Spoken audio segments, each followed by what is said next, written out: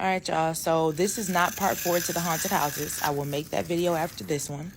I'm going to tell you guys about how this woman hired me to take care of her son at her house as a live-in caregiver, and she was going to try to pin his death on me. So, how it ended up happening was I was working for this facility, this nursing facility, and we were on an outing at the YMCA.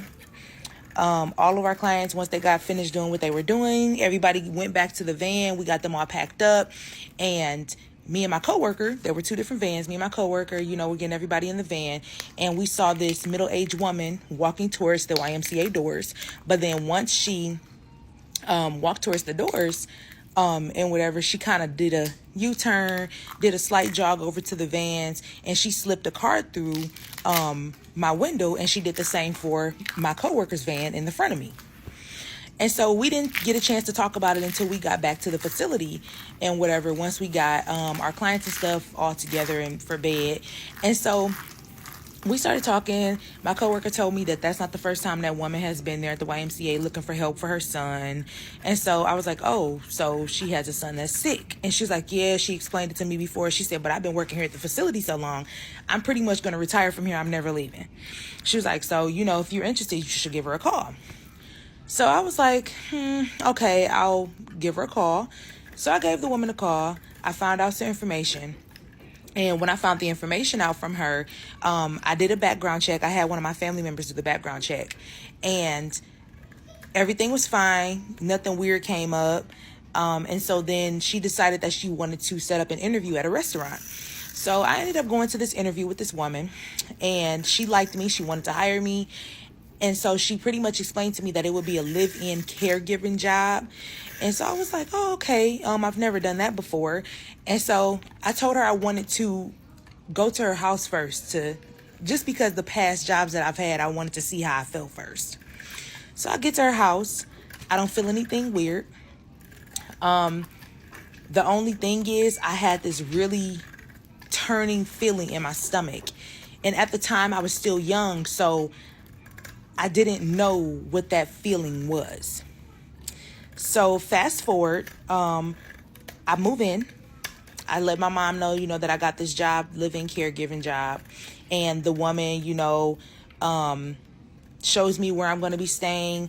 She shows me, all the things that her son's going to need, X, Y, and Z, etc. And so the first 4 nights, just fine. Nothing happened. It was so relieving that nothing happened. I was so happy that I could be somewhere where there weren't any spirits going haywire, right? So I was happy. So one morning I got her son ready. I was getting him ready for the day. And when I was getting him ready, I heard him say, "Thank you." Now, mind you, she said he hasn't spoken since he was 6 years old. And he also hasn't walked since he was 6 years old. So I was like, okay, but it's not completely weird because anything is possible, right? Like, she didn't say he couldn't speak. She just said that he hasn't in a really long time. So I kind of let that go. And then later on that night, it was time for bed. I got him ready for bed. I laid him down. It was time for me to go to bed. So when I fell asleep, I had this dream. And the dream felt so real. In my dream, his mother went into his room and put a pillow over his head and unalived him. And so after she unalived him, she called the police and told them that she walked in on her new caregiver unaliving her son with a pillow. And so I jumped up from my dream and I heard a voice say, "Leave now." And so I immediately got up, got all my stuff, and I left like a thief in the night. Okay. The woman did reach out the next day and was like, "Oh, what happened? I really need the help." And I was like, I said, "I really think that you should put your son in a home where he can get the proper help. And she was just like, well, that's what I had you for. I said, well, you don't have me anymore. I said, but you really should get him some proper help because you're older and you can't do it anymore. I said, but you don't need to hurt him. As soon as I said you don't need to hurt him, she got really quiet and the phone just click. I never heard from her again and I changed my number. She was only allowed to live in a filthy crawl space despite her cognitive disabilities. She was constantly being verbally and physically abused, and it's even said that she was stabbed in the head with a pitchfork. She endured the abuse for 5 long years until she was murdered and dumped like trash in a cornfield in Wisconsin. Unfortunately, her and her killer's identity wouldn't be uncovered until 20 years later. So Peggy Johnson was a cognitively disabled woman from Harvard, Illinois, who lived with her mother until she was 18, when her mother unfortunately passed away due to AIDS. From there, Peggy became a transient.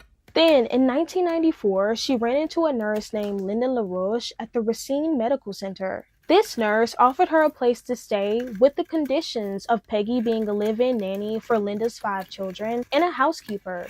Peggy was coerced into agreeing, not knowing the evil that this nurse had in store. Throughout the next 5 years, Linda inflicted horrific abuse on Peggy, which consisted of regular beatings, burning, stabbing, and forcing her to sleep in a filthy crawl space. And all of this information was confirmed by Linda's own children. It's even said that Peggy spoke about the abuse to Linda's children after they asked about her black eye. And the kids witnessed their own mother stab Peggy in the head with a pitchfork.